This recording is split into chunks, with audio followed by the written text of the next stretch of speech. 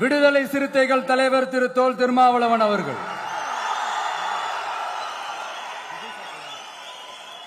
அவங்களால இன்னைக்கு வர முடியாம போச்சு.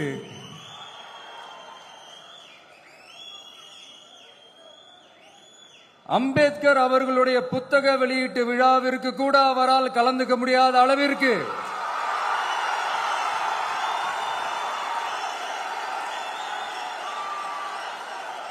கூட்டணி கட்சிகள் சார்ந்து எவ்வளவு பிரஷர் இருக்கும் என்று என்னால் யூகிக்க முடிந்தாலும்